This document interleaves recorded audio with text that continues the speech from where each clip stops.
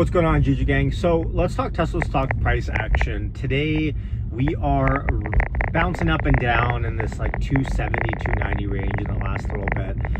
But the level to really watch for Tesla continues to be this 290 level. Breaking above, let's just call it 300 to round off, this $300 level. Now, should we break above this $300 level, I think we are in for a multi-week rally in Tesla. Just because at the end of the day, this 290 is the technical level, 300 is the psychological level. But when you put them together and you, let's see if FST, okay, FST is doing pretty good here. Lots of little kids trying to jaywalk.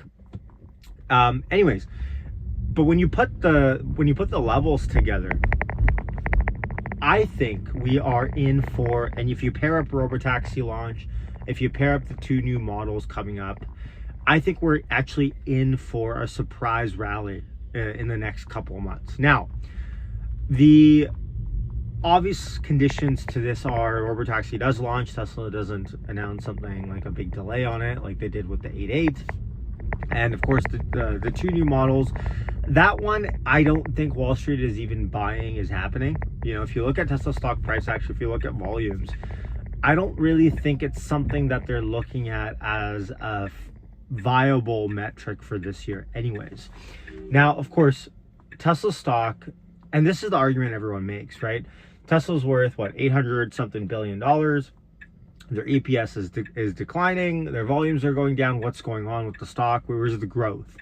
And to a degree, Wall Street has a point. If you're a growth stock, you should be growing, you know, year on year, quarter on quarter, whatever it is.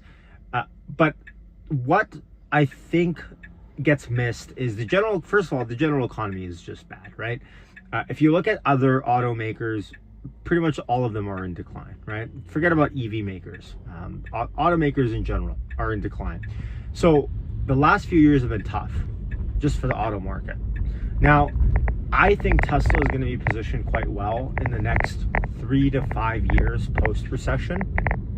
Because post-recession, when the factory lines are running at full speed, the Cybercab is out, autonomy is out, I think a lot of this stuff is not going to be, it's not going to be front burner story. And remember, in the last year, there's been, some would argue, a demand decrease based on Elon and Doge in Europe. And I think that too, people will forget about for the most part. So anyways, I continue to think this, you know, once we breach this level, I think we're in for a multi-week rally coming up. One that could probably send us closer to 400 bucks in short order.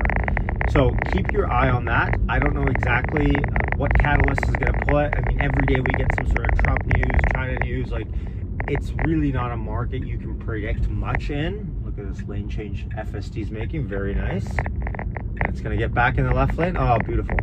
Wow.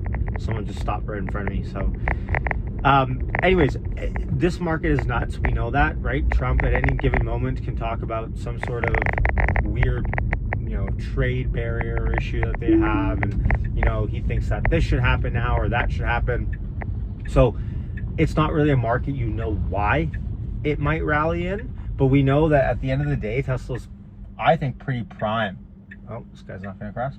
I think Tesla's set up pretty prime here for where it's sitting at. Of course, price action, I would have loved it for it to be a lot better compared to where it's at right now, but I think Tesla's positioned actually quite well.